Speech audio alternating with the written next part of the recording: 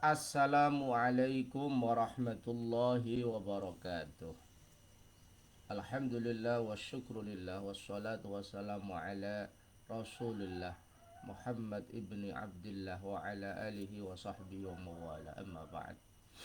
Para pemirsa yang berbahagia, berjumpa kembali dalam kajian Kitab Anwarul Basair ala Ta'liqatil Ashbah wan Nadhair, karya Simbah Kiai Haji Muhammad Ahmad Salim Mahfud, dalam bidang qawaid fiqih. Semoga kita mendapat barokah ilmunya, terinspirasi perjuangannya, sehingga kita bercita-cita untuk selalu mengkaji ilmunya dan meneruskan perjuangannya. Amin Allahumma amin. Pada kesempatan ini kita akan mengkaji kaidah yang ke-12, yaitu al-qaidatu tsaniyata asyrata al-khuruju minal khilaf mustahabbun. Kaidah yang kita bahas ini judulnya adalah al-khuruju, keluar, minal khilafi, dari perbedaan pendapat di antara ulama, mustahabbun, itu disunnahkan, itu dianjurkan.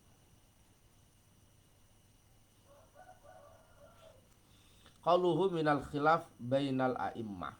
Jadi keluar dari perbedaan pandangan di antara para imam itu disunnahkan.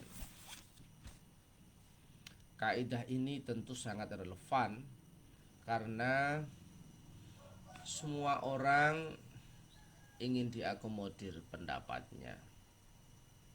Semua kelompok ingin diakui pendapatnya. Semua merasa pendapatnya benar, sesuai dengan kaidah ra'yuna shawab yahtamilul khata' wa ra'yu ghairina khata'un yahtamilul shawab, atau madhabuna sahih yahtamilul khata' wa madhabu ghairina khata' yahtamilul shawab. Pendapat kita atau madhab kita itu benar, tapi mengandung kemungkinan salah. Pendapat atau madhab orang lain itu salah, tapi mengandung kemungkinan benar. Artinya tidak ada absolutisme pendapat, bahwa pendapatnya itu paling benar, pasti benar. Karena manusia hanya berusaha menampilkan kemampuan terbaik sampai pada derajat zon. Zon adalah pemikiran unggul, hasil maksimal dari upaya seorang imam menggali hukum dari ayat-ayat Allah dan hadis-hadis Rasulullah Muhammad sallallahu alaihi wasallam. Sehingga ketika kita mampu mengakomodir banyak pandangan, ketika kita mampu keluar, amaliyah kita diakui oleh semua imam, tentu itu derajat yang paling tinggi. Oleh karena itu hukumnya mustahab, disunnahkan, karena kita menghargai istihad dari semua imam-imam yang sudah mencurahkan segala kemampuan yang dimiliki, dan semuanya punya maziyah, punya keistimewaan yang luar biasa. Imam Malik seorang ulama yang luar biasa, gurunya imam kita Imam Syafi'i. Imam Ahmad bin Hambal punya maziyah yang luar biasa, murid dari imam kita Imam Syafi'i. Imam Abu Hanifah adalah seorang ulama yang besar, yang melahirkan banyak ilmu, melahirkan kader-kader ulama yang spesial, yang luar biasa. Jadi keluar dari al-khilaf bainal a'immah mustahabun, keluar dari pandangan, dari perbedaan pandangan para imam kita, itu sangat dianjurkan. Dalam kehidupan sehari-hari juga begitu. Ketika ada perselisihan dalam merespon sebuah masalah, dalam menyikapi sebuah masalah, maka ketika kita punya pandangan dan punya sikap yang bisa diterima oleh semua orang, tentu itu adalah sikap yang utama, sikap yang bijaksana, sikap yang dewasa, sikap yang kemudian melahirkan satu kohesivitas, solidaritas, keguyuban yang luar biasa. Ini kaidah yang masya Allah, kaidah yang sungguh asyik dan sungguh istimewa, karena di satu sisi kita didorong untuk belajar tidak hanya madhab kita, pemikiran kita, tapi juga belajar kepada pemikiran madhab orang lain, mengapresiasi, mendalami, muqabalah, membandingkan, kemudian kita usahakan kita memilih pendapat yang utama, yaitu pendapat yang disepakati oleh seluruh imam. Masya Allah, ini tentu luar biasa. Al-khuruj minal khilaf mustahabun, keluar dari perbedaan dalam arti melakukan sesuatu yang dianggap benar oleh semua imam, itu darajahnya darajah yang paling tinggi, paling utama. Karena masing-masing imam punya pengikut, setiap pengikut ada yang fanatik. Sehingga ketika kita, pandangan kita, kebijakan kita, amaliyah kita, sikap kita diterima oleh semua orang, itu adalah prestasi yang luar biasa. Oleh karena itu disunahkan, karena akan memperkuat persatuan umat Islam, memperkuat jaringan ukhuwah Islamiyah, memperkuat ketahanan kita sebagai umat Islam, dan tentu dalam konteks politik akan memperkuat stabilitas politik, karena pandangan kita diterima oleh semua orang, karena kita mampu mempelajari masing-masing dari pandangan yang ada, filosofinya, pikiran pemikirannya, impactnya, dan lain-lain.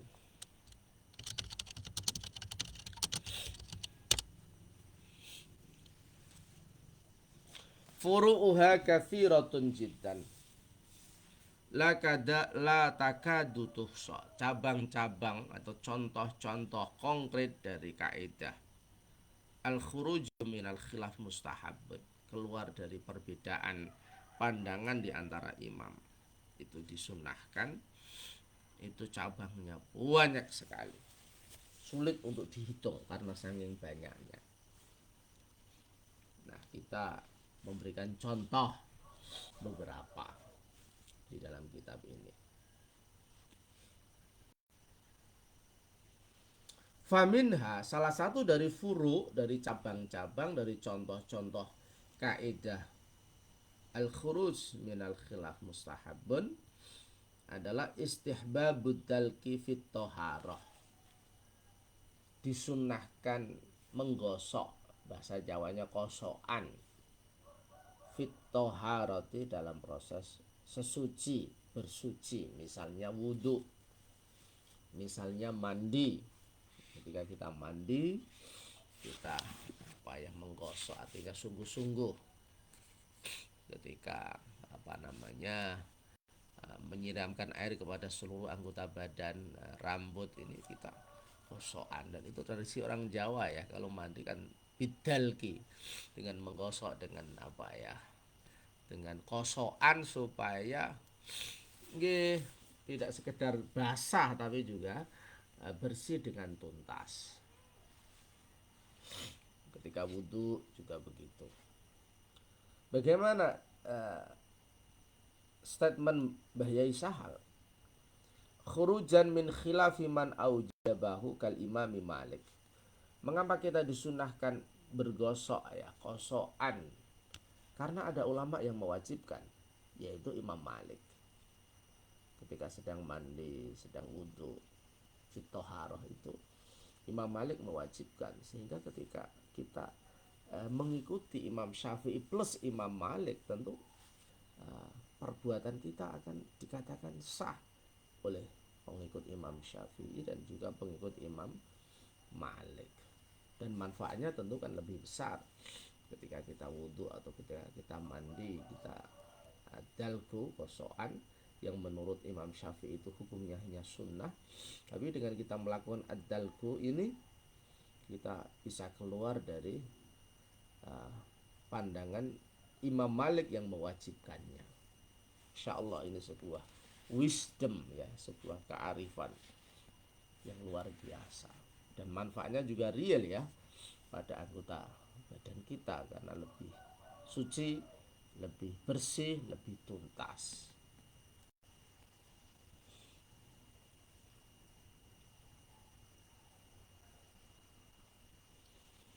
Nomor 2 contohnya wasti'abur ra'si bil mashi,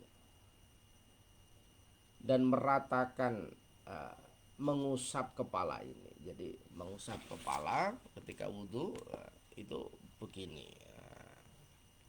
Tidak hanya sedikit-sedikit praktek kita, tapi kepala ini kita ratakan dengan diusap. Ini hukumnya sunnah menurut Imam Syafi'i. Tapi ada yang mewajibkan. Gimana daunnya Mbak Yesahal? Khurujan min khilafi Malikin wa Ahmada. Supaya ketika kita mengusap kepala ini semuanya rata, itu kita keluar dari perbedaan yang disampaikan oleh Imam Malik dan Imam Ahmad yang mewajibkannya. Fa innahuma yujibanihi, bahwa sesungguhnya Imam Malik dan Imam Ahmad itu mewajibkan isti'abur ra'si fil mashi, rataake sirah kelawan usap. Jadi ketika wudhu, salah satu rukun wudhu adalah membasuh kepala ini. Kalau menurut Imam Syafi'i cukup sebagian ba'dir ra'si, tapi Imam Malik dan Imam Ahmad semuanya ini. Nah, itu tentu ya kita lebih segar, ya lebih mantap. Biasanya kita kan hanya sedikit-sedikit saja. Ini kita ambil air terus. Nah, ini guru-guru kita menyontohkan begitu. Guru kami Ki Ahmad Fahmi Munji, seperti itu. Mbah Maipun seperti yang diriwayatkan sama Gus Baha itu juga begitu.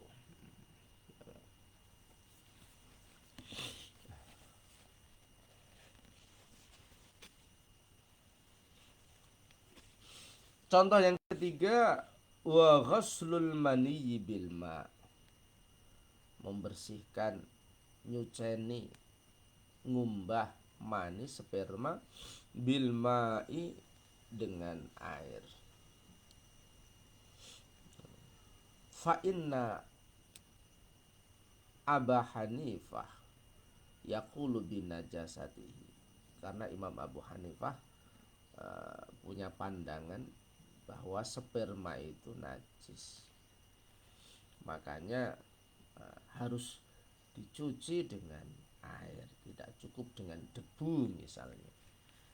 Jadi ketika kita keluar sperma, maka kita cuci, kita basuh dengan air, itu berarti sah menurut Imam Syafi'i, menurut Imam Malik Ahmad, juga menurut Imam Abu Hanifah yang mengatakan najasatul mani, bahwa mani itu najis.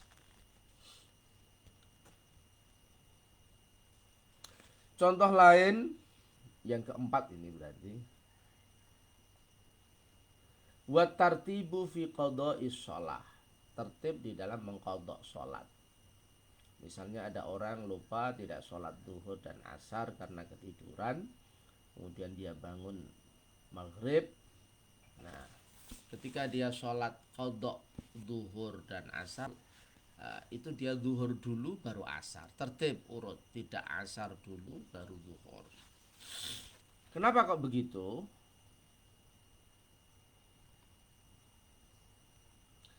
Khurujan min khilafi man aujabahu kamalikin wa Abi Hanifah, karena ada ulama yang mewajibkan tartib itu seperti Imam Malik dan Imam Abu Hanifah.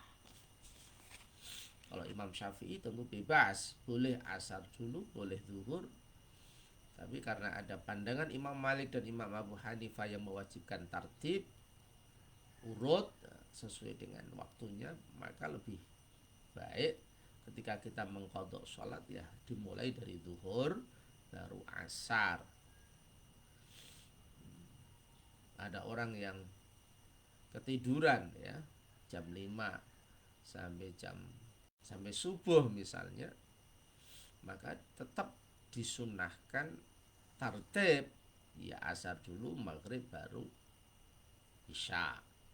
Karena apa? Ya tadi, karena Imam Malik dan Imam Abu Hanifah mewajibkan tartib fi qada'is shalah. Mereka punya argumentasi yang kuat, karena ulama-ulama Itu ulama-ulama yang luar biasa hebatnya penguasaannya terhadap dalil dan penguasaannya terhadap masalihun nas, kemaslahatan manusia.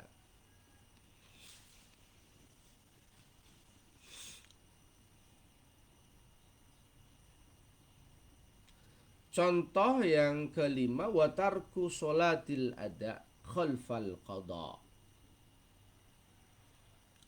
Ketika kita sholat ada,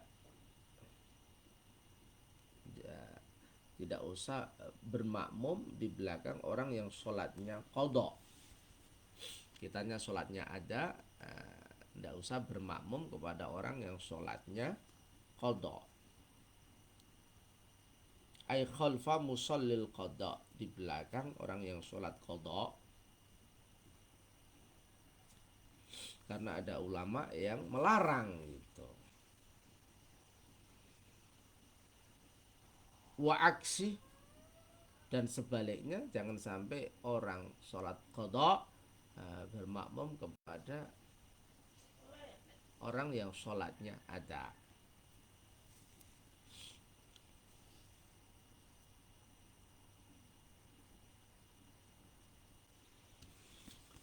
Contoh lain yang keenam atau yang ketujuh, wal qasru fi safarin yablughu thalatha marahila. Melakukan sholat qasar artinya meringkas sholat dari 4 menjadi 2. Contohnya zuhur, asar, isya. Dalam konteks apa melakukan qasar atau meringkas sholat? Fi safarin, di dalam bepergian, yablughu thalatha marahila, yang mencapai 3 marhalah. Yang ulama-ulama tentu beda-beda ya, ada yang pandangannya 96 km, ada yang 90, ada yang 92, 92, 93, ya minimal 80 lah, 80 km. Kenapa kita harus melakukan sholat qasar ketika sudah sampai as-safaru at-tawil, bepergian yang panjang atau yang jauh, sudah mencapai 3 marhalah? Gimana daunnya Mbah Sahal di sini? Khurujan min khilafi Abi Hanifah fa innahu qala biwujubi. Karena ada pandangan dari Imam Abu Hanifah bahwa melakukan sholat qasar ketika safarnya sudah mencapai 3 marhalah itu wajib.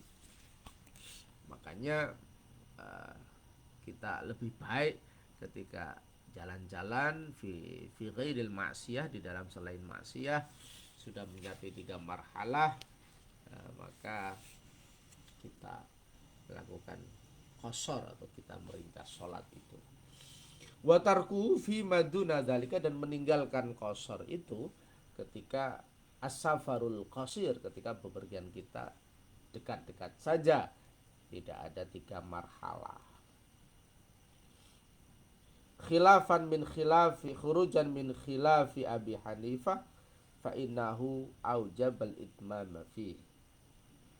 Karena Imam Abu Hanifah berpendapat wajib menyempurnakan sholat, artinya sholat normal ketika as-safarul qasir, ketika bepergian kita masih dekat, dalam arti belum mencapai 3 marhalah.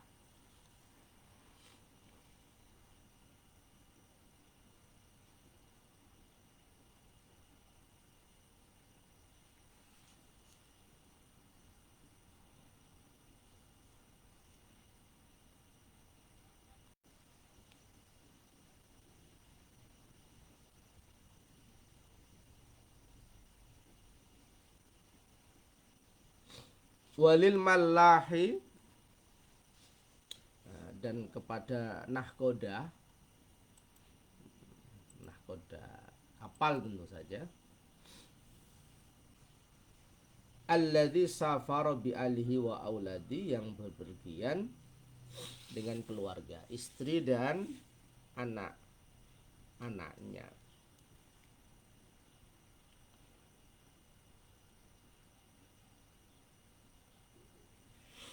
Atfun ala fi maduna dzalika,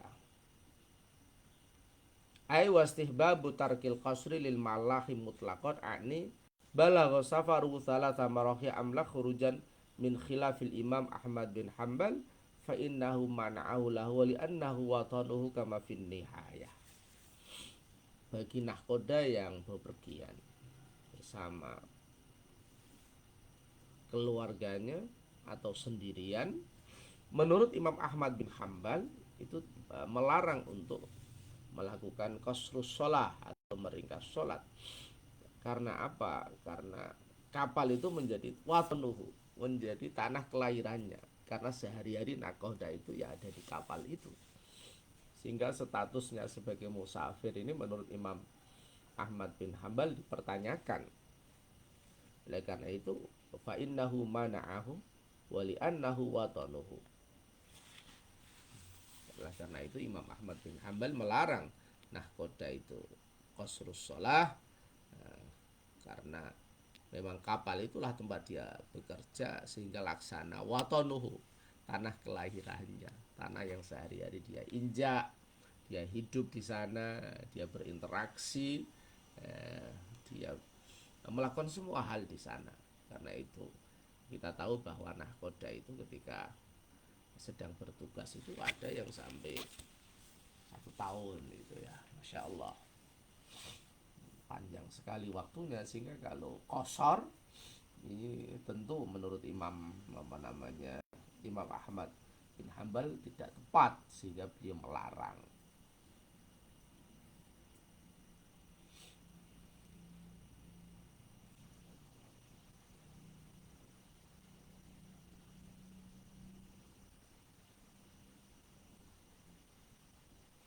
Watarkul jam'i, dan meninggalkan menjamak sholat atau menggabungkan 2 sholat yang punya waktu yang berbeda dalam 1 waktu, yang terkena dengan jamak takdim ketika dilakukan di sholat yang pertama, zuhur asar dilakukan pada sholat zuhur, atau jamak takhir ketika 2 sholat itu dilakukan pada sholat yang terakhir, misalkan zuhur asar dilakukan pada waktu sholat asar. Bagaimana dawuhnya Mbak Yai Sahal, ay wastihbabu tarkil jam'i, disunahkan meninggalkan menjamak, khurujan min khilafi Abi Hanifah wa ashabihi, karena keluar dari perbedaan Imam Abu Hanifah dan murid-muridnya, fa innahu mana'ul jam'a bi itlaqin, karena Imam Abu Hanifah dan sahabat-sahabatnya mencegah menjamak sholat secara mutlak. Wa hadzal khilaf fi ghairil jam'i baina adh-dhuhri wal 'ashri fi waqti adh-dhuhri bi Arafata wa bainal maghribi wal 'isya bil Muzdalifah fi waqtil isya. Pandangan Imam Abu Hanifah pun ada pengecualiannya, yaitu menjamak zuhur dan asar pada waktu sholat zuhur jamak takdim ketika di Arafah sedang wukuf tanggal 9 Dzulhijjah, dan antara sholat maghrib dan isya di Muzdalifah pada waktu sholat isya. Fa innal ulama'a qad ajma'u ala anal jam'a fi hadainil makanaini sunnatun. Kalau dalam 2 tempat itu melakukan jamak takdim di Arafah antara zuhur dan asar pada waktu sholat zuhur, kemudian jamak takhir di Muzdalifah antara maghrib dan isya, itu semua ulama sepakat jamak di 2 tempat ini hukumnya sunnah. Masya Allah, ini keterangan Mbak Yaisan luar biasa, menunjukkan kepakaran kedalaman beliau bainal mazahib, antara mazhab. Masya Allah, sebuah ibrah hasanah, teladan yang luar biasa bagi kita para santri untuk ya belajar mazhab lain, sehingga pemikiran kita lebih luas, toleransi kita lebih tinggi, tidak suka menghakimi, selalu mencari solusi yang diterima semua pihak, selalu bisa menjembatani berbagai kepentingan. Masya Allah, ini sebuah contoh yang luar biasa.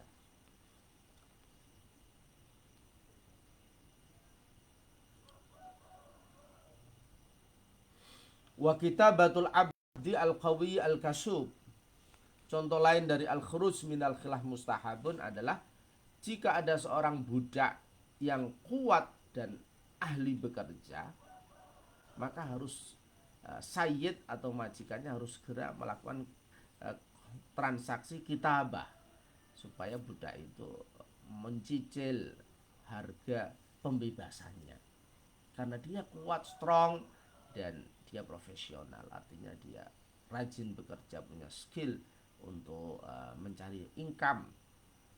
Maka kasihan dong ketika statusnya masih budak dalam raqabatul akhir.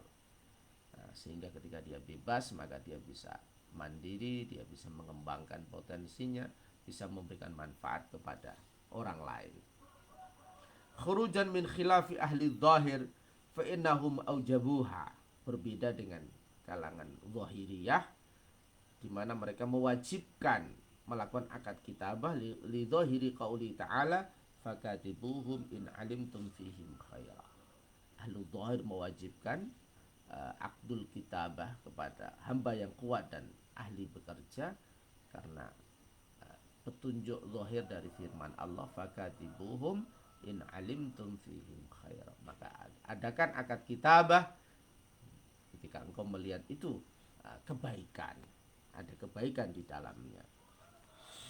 Contoh yang lain, wa niyatul imamah, niat menjadi imam, ai fi ghairil jum'ah, pada selain sholat Jum'ah. Itu kita dianjurkan untuk niat menjadi imam. Tentu ada ulama yang mewajibkan. Kalau Imam Syafi'i yang diwajibkan ketika sholat Jum'ah, ai fi ghairil Jum'ah.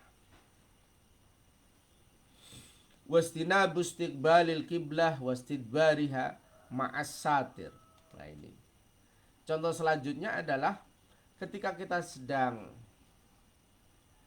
buang air kecil atau air besar di toilet misalnya, meskipun sudah ada bangunannya, ada satirnya, penutupnya, kita tetap lebih baik tidak menghadap kiblat atau mengungkurinya. Kalau sekarang yang menghadap barat atau menghadap timur, tapi tetap menghadap ke utara atau ke selatan. Nah ini dilakukan karena ada ulama yang tetap melarang meskipun ada satir menghadap ke kiblat atau mengungkurinya, ada yang melarang, sehingga menjauhinya itu disunnahkan karena al-khuruj minal khilaf mustahabun.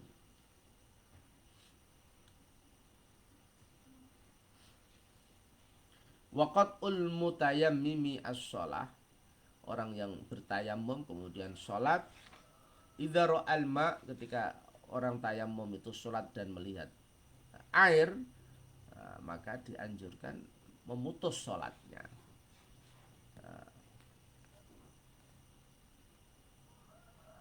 Bi khilafi man aujabal. Gimana idza ra'al ma? Ai idza ra'ahu fi sholatin asqataha at-tayammumu khurujan min khilafi man harrama itmama. Ketika dia melihat air dalam konteks sholat yang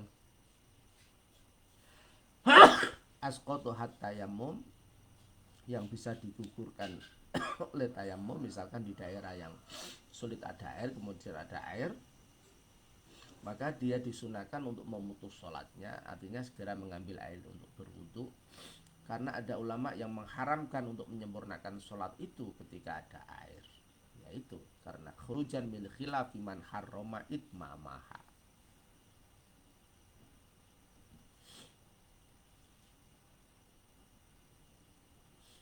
Khurujan min khilafi man aujabal jami, karena keluar dari orang yang mewajibkan semuanya tadi.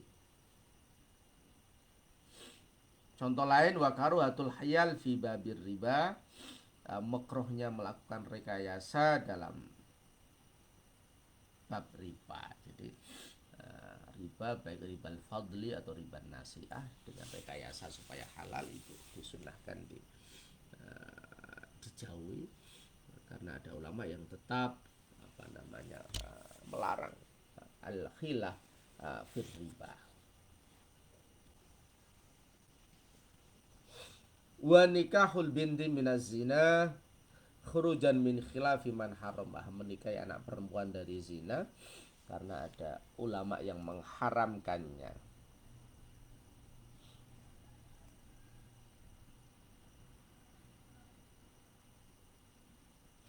Ka Abi Hanifah fa innahu qala yahrumuz zina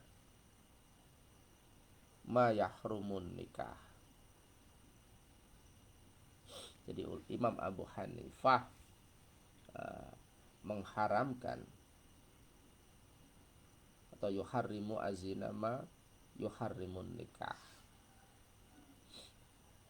Imam Abu Hanifah melarang ada orang menikahi anak perempuan dari zina. Tentu dalam konteks sekarang adalah sebuah keterlaluan ya.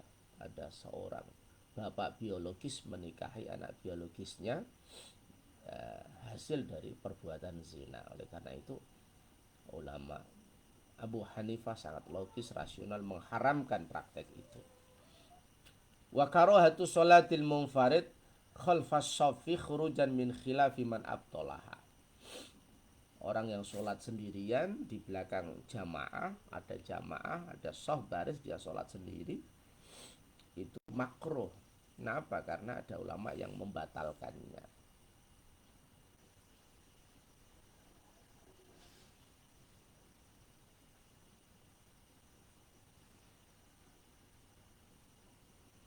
Wa karahatu mufaraqatil imam bila udhrin, contoh yang lain adalah makruhnya mufaraqah, berpisah dengan imam tanpa ada uzur. Jadi memang boleh mufaraqatul imam, tapi kalau ada alasan. Tapi kalau tidak ada alasan, maka hukumnya makruh karena ada ulama yang tidak memperbolehkan. Wal iktida fi khilafis shalah khurujan min khilafi man lam yujiz dzalika atau lam yujawiz dzalika. Bal minhum imamun asy-Syafi'i fi qaulil qadim fa innahu man'a fihi al-mufaraqah min ghairi udhrin fatabtulu biha as-shalah.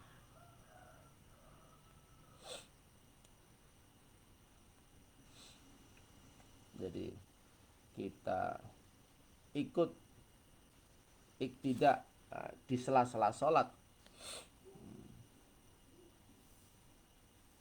Bahkan Imam Syafi'i di dalam qaul qadim mengatakan mencegah, melarang mufaraqah tanpa ada uzur yang bisa menyebabkan sholatnya batal. Ini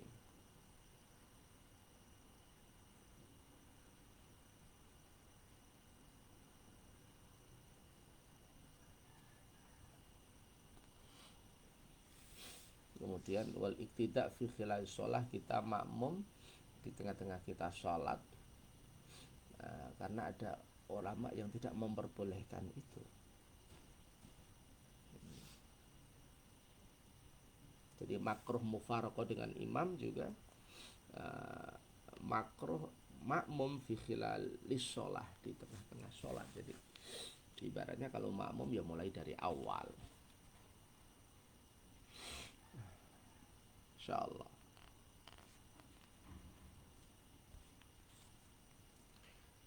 Tambihun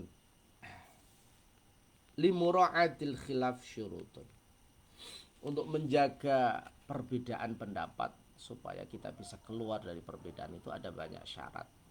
Ahaduha alla yuqi'a mura'atu fi khilafin akhar. Jangan sampai kita menjaga, artinya tidak masuk dalam khilaf itu, justru kita masuk jatuh pada perbedaan yang lain. Wa min thamma ay min ajli hadza syarat, karena ada syarat ini, kana faslul witri afdola min waslihi. Dari hal ini maka faslul witri menyambung memisah sholat witir ay baina rakaatihi bisalam, jadi dua rakaat salam, 2 rakaat salam, nanti yang terakhir 1 rakaat salam, itu lebih utama dari min wusli, menyambung tanpa ada salam. Wa min tham walam yura'a khilafu Abi Hanifah li'anna minal ulama man la yujizul wasla. Meskipun Imam Abu Hanifah mewajibkan untuk menyambung sholat witir terus, ibarat 3 rakaat, ya dia sholatnya 3 rakaat baru salam. Perbedaan ini tidak usah diperhatikan karena ada ulama yang tidak memperbolehkan menyambung sholat witir itu.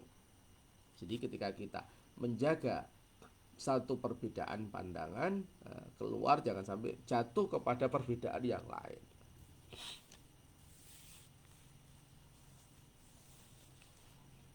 Asani alla yukhalifa sunnatan thabitah. Yang kedua syaratnya mura'atul khilaf, menjaga perbedaan ini.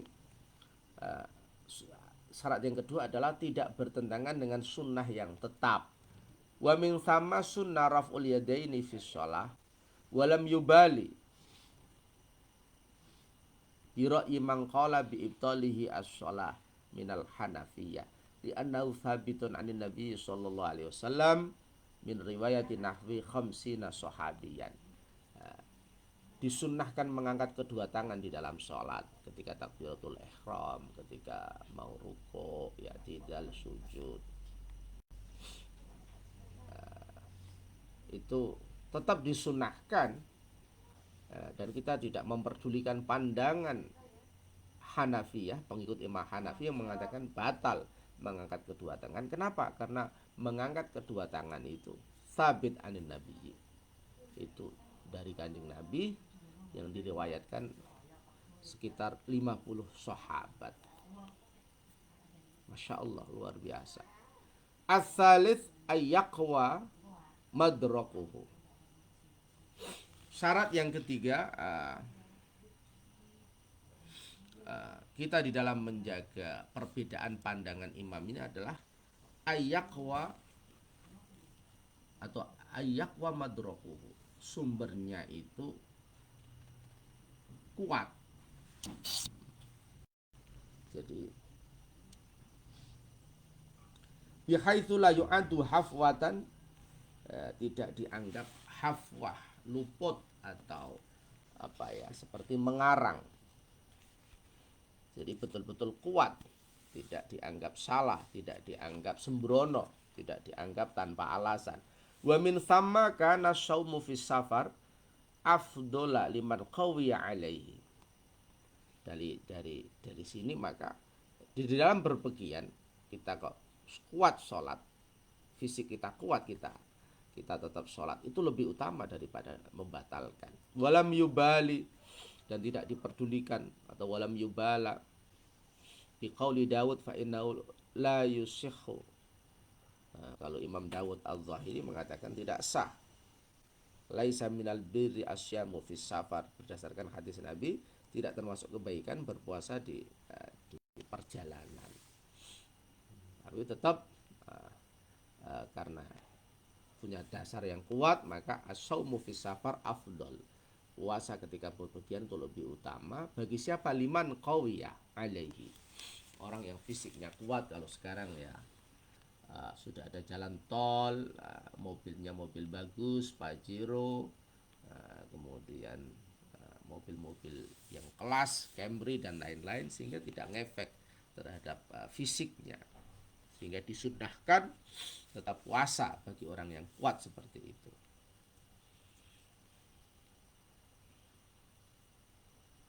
Waqad qala Imamul Haramain, Imam Haramain berkata fi hadhil mas'alah innal muhaqqiqina la yuqimuna li khilafi ahli dzahir waznan. Bahkan dengan tegas Imam Haramain mengatakan ulama-ulama yang sudah mendalam ilmunya, mentahqiq dalam masalah ini, tidak menjadikan pendapat ahlu dzahir itu sebagai timbangan. Artinya tidak dianggap penting pendapat itu. Nah, oleh karena itu pendapat yang kuat adalah puasa di tengah perjalanan itu lebih utama. Liman qawiya alaihi, hanya bagi orang yang kuat melaksanakan puasa, tidak ada efek fisik yang mengkhawatirkan.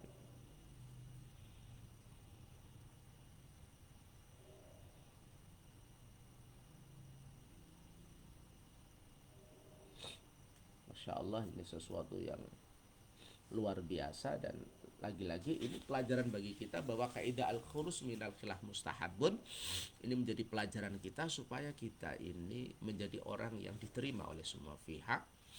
Kita punya pandangan dan haliyah amaliyah yang diterima oleh semua kelompok, dengan syarat kita harus mempelajari banyak pandangan itu, dan apa yang kita lakukan diterima oleh semua ulama-ulama kita. Tentu dengan 3 syarat tadi ya. Yang pertama itu tidak jatuh pada perbedaan yang lain, kemudian tidak bertentangan dengan sunnah yang tetap, yang kuat, yang datang dari Nabi dengan riwayat yang banyak dari sahabat. Yang ketiga tentu madrokuhu